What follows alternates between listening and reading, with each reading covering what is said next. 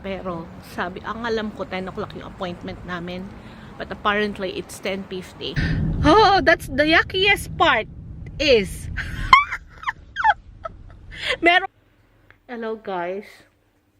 Hindi ako pumasok ngayon kasi sama na pakaramdam ko. I got runny nose and I got cold.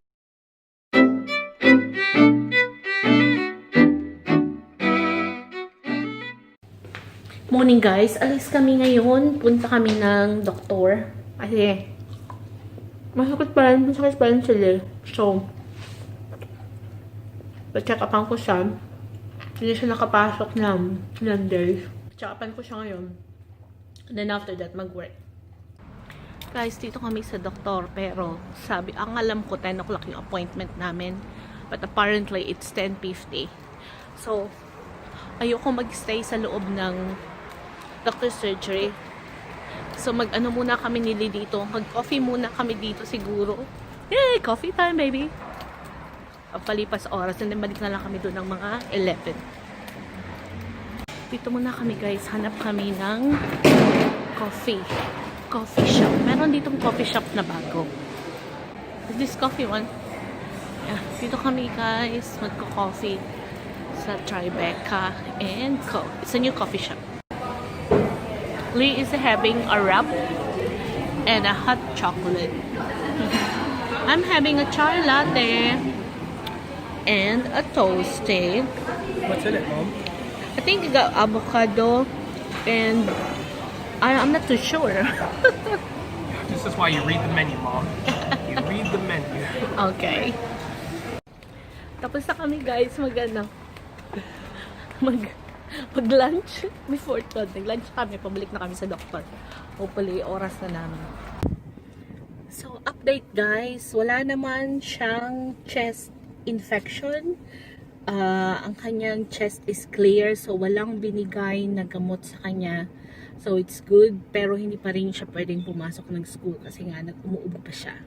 So, anyone who's like got respiratory symptoms na bata, hindi sila tinatanggap sa school.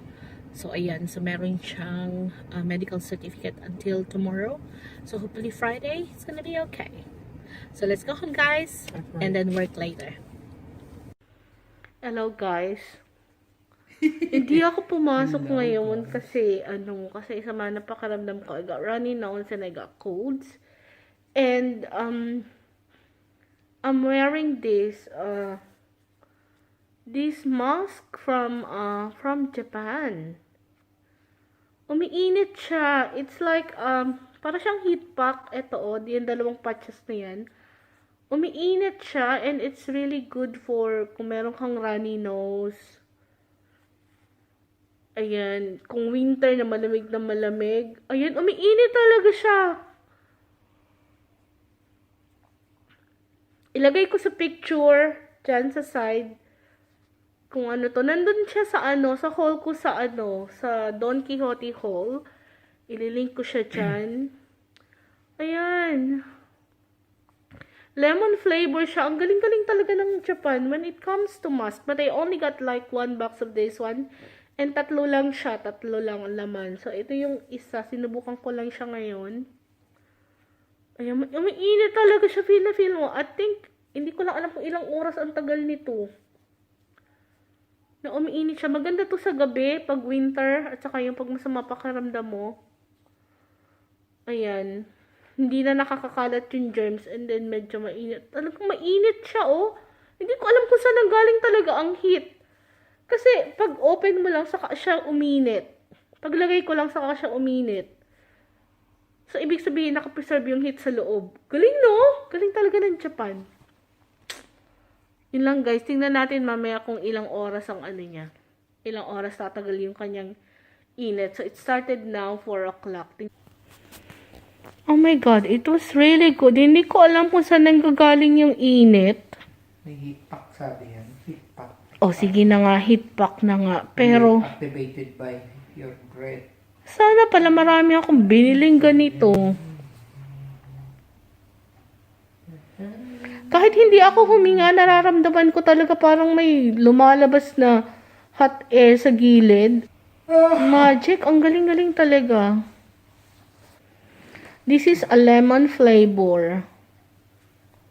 Tsaka kahit dito sa labas, feel mo talaga na umiinit siya. Kaya Good morning guys. It's Sunday. Eto, lahat na kami dito ngayon may sakit. Grabe. May sakit na lahat. Umuubo na lahat. Last week, sili lang yung may sakit. But now, lahat na kami may sakit. Lahat na umuubo. So malamang tomorrow, lahat kami hindi makakapasok sa work, sa school. Ayan. Pero today, the agenda is, gusto kong ayusin yung office. Kasi may binili ko na table sa Ikea last week. And gusto ko maayos yung office para doon na ako makapag whitey-whitey yung aking mga lapi. Hindi na nangangalat. So, yun ang ating agenda today. Kaya lang si Daddy tulog pa. Gutom na ako. So, I'm cooking, ano ba to? Maruya.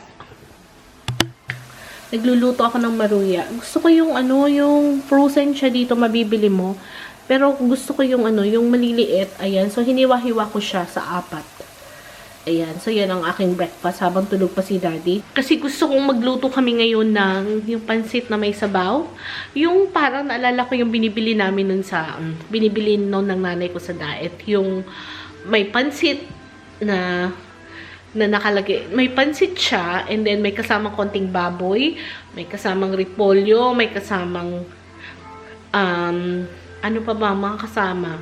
Basta parang isang tumpok siya na bibili mo sa diet, and then, igigisa mo siya na may sabaw. Ang sarap, namimiss ko yun. So, yun ang gusto kong gawin ngayon. So, intayin ko si Daddy magising kasi siya yung magaling magluto. Totoo na yung pansit namin. Kaya lang nawala na talaga yung sabaw. Oh, sandok na tayo. Kasi lahat kami may sakit. Ayan, ito. Pero yung sabaw, wala na talaga. Doon ako sa may sabaw. Meron niyang baboy at saka meatballs. Walang sabaw. Hello guys. It's Monday already. Gabi na. And, may sakit pa rin kami. Buong week kaming may sakit. Ako at saka yung 2 bata. So, hindi ako pumasok ng work, hindi sila pumasok ng school. So, ayan. And, nagpunta tayo sa doktor kanina. And, apparently, ang bagong rules today is, if you got respiratory symptoms, like meron kang ubo, meron kang sipon, you are not allowed to go to work until you are clear with a COVID test. So, ayun. So, binigyan kami ng form ng doktor. 3 form na ganito galing sa GP. And then, tomorrow, kailangan namin magpa-test if we are positive or negative. Who knows? Pero sabi naman ng doktor, wala naman dito sa amin na human transmission. But I think it's a new rules now na you're not allowed to go back to work or go to school until you had the test. So, yun ang gagawin namin tomorrow. Punta kami tomorrow parang sa Armadale Hospital. Punta kami doon tomorrow.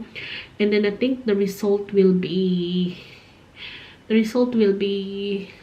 in 24 hours or 48 hours. Hindi ko na maalala.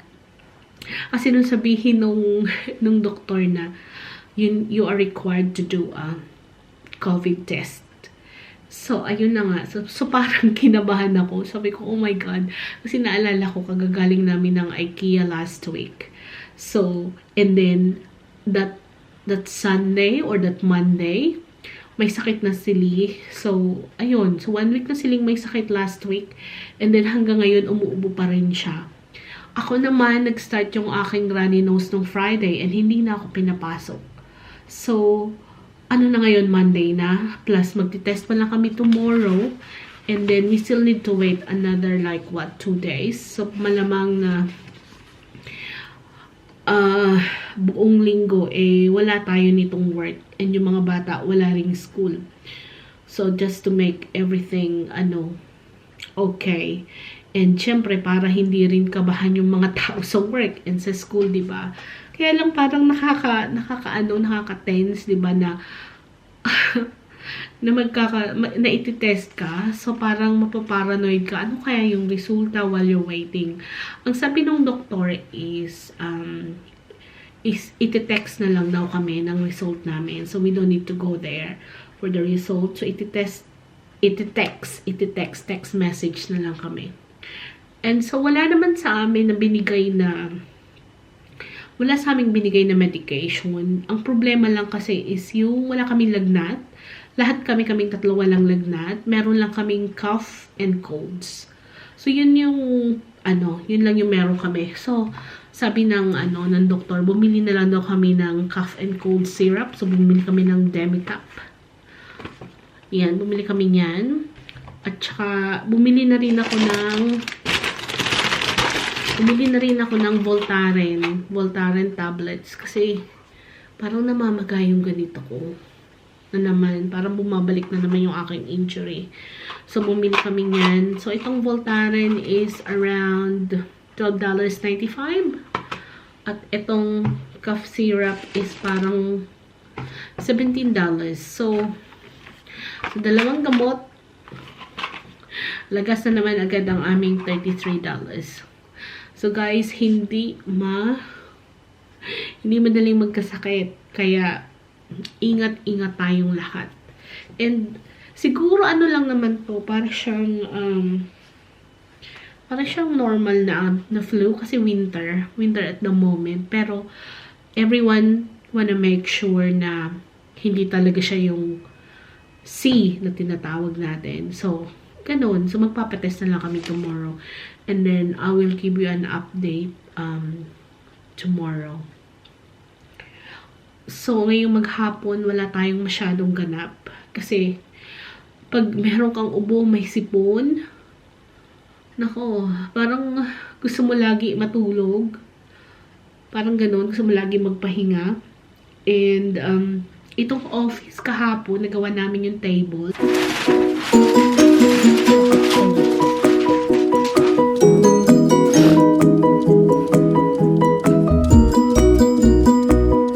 Ganda dito, ang liwanag.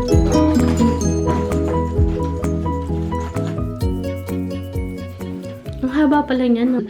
Pakita ko sa inyo. So, pagpasok ng door, ayan, nandito yung dating table namin dyan. And then, ito yung bagong table.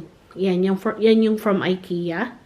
And then, yan yung bali setup natin. At the moment, ayan. So, yan. Pinagtabi ko muna sila kasi hindi ko pa alam kung anong gagawin ko. So, yan guys, ang kaganapan ngayon. And then, I will update you tomorrow pagpunta namin sa Armadale Hospital. I'll see you guys tomorrow. Patest na kami ngayon sa Armadale. Yan, kaming tatlo. Hindi ko lang alam kung makakapag-video tayo doon. Ay! Hindi pa namin alam kung kami pupunta. Patingin nga. Armadale Hospital. Ground floor, 3056 Albany Highway, Mount Nasura. It's the Armadale. it's the one that I went to when I got my arm, like, completely broke. Yeah, I think so. I am worried too, just in case, with the result. And it's gonna be like 48 hours wait, Lee. 48 hours? 48, 24. 48. No, 24 to 48 hours. No, 24 na. 24 hours wait. I'm not too sure. Bakit si Kix nun? Yes. Swinab. Ilang hours si Ate Haiti? Wala pang 12 hours. May result na. Wala pang 12 hours? May result na? I don't know. Limot ako kung ilang oras yung sinabi ng doktor. What did the doctor say yesterday? 12 or 48 hours? She said like 24 to 48. So it's like 1 to 2 days. And they gonna message us. Yeah, and They're just gonna message us. Text message. So you don't need to go there. That's the hardest part. Waiting for the waiting for the results. Pero yung cup syrup, siya, no? Umepekto agad yung cup syrup na binili natin. Tumigal agad yung ubo ko, samantalang ako yung pinaka-late na nagkaubo. Hindi masyadong maganda ang weather today. Diba? Paulan. Maulan. First day of September. Spring now. Welcome, spring! Yeah, spring has sprung. Spring has sprung. Yeah, but it is that time where like the rain comes in. Yeah, spring. Makulimlim ang panahon. Good luck to us. Ginagalitan ako ng mga bata. Ang kulit ko daw. Oh, it's cold. Oh, that pinaglagay kami ng panibagong mask. Kasi kahit yung kay di pinatanggal, binigyan kami ng bagong mask. Ito. And then, pagdating sa loob, meron dong speaker. Makikipag-usap sa mga nurses. And then, meron kang papel na ilalagay doon, ibibigay. So, nakakulong sila. And then, pagkatapos mong kausapin yung nurses, pupunasan nila yung mga desk, pupunasan nila yung speaker. Lahat, inaano nila, sinasanitize nila. Bago yung isang sunod na patient. So, kahit yung Medicare card mo, ipa-flash mo lang doon sa salamin, gaganon mo lang siya. Tapos, meron kayong tapos ilan lang yung upuan sa loob, parang 4 chairs lang. Tapos, sinasanitize din yun every time na aalis yung mga tao. Social distancing. But then, pagdating dun sa loob, pag-test sa'yo, sama-sama kayo kung halimbawa kami family. Sama-sama kaming 3. Parang mahabang cotton buds. And then, una sa lalamunan. Okay yun, hindi siya okay yun. But then, yung galing sa lalamunan na swinab, ipapasok sa ilong mo. Dalawa sa dalawang ilong mong yan. Ang sakit! Grabe! Naiyak ako. Yung dalawa, okay lang. Pero ang sakit talaga, parang gumaganon ako pag unang kasi sinusuot pa niya sa ilalim, umaatras ako. Sabi niya, don't move, just relax. Ay, ang sakit! Oh my God! Ang sakit talaga, hanggang ramdam ko pa yung sakit.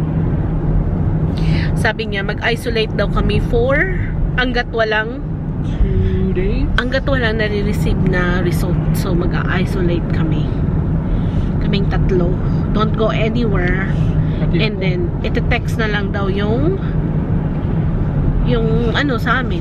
Iti-text daw yung result sa amin. Hindi ko alam ikaw kung paano ka. Pwede hindi rin muna ako papasok. Kung you need to isolate.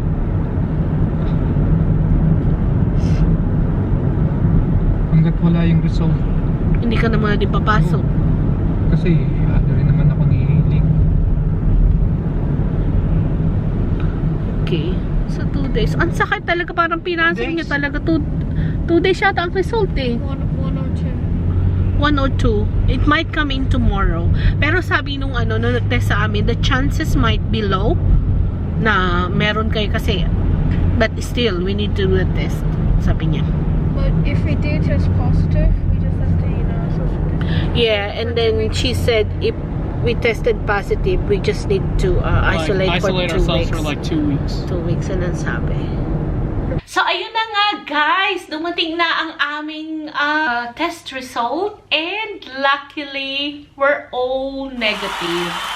Masyado siyang nakaka-stress, pero, for the safety of everyone, pasok na ako sa work tomorrow, Thursday and Friday. Back to work na, kasi cleared na tayo, and the kids, balik na rin sila. And yun, so that was our COVID experience. It's not fun, but at the same time, it's for everyone's, it's for everyone's safety. Yeah. So guys, I will close the vlog in here, and please don't forget to like, comment, and subscribe. Please subscribe if you haven't subscribed, and if you want to see more of our vlogs, of our family vlogs, if you're interested, please subscribe. And any questions or any suggestion video that you want us to do, please just leave a comment, and I'll see you on my next vlog. Bye everyone. Bye.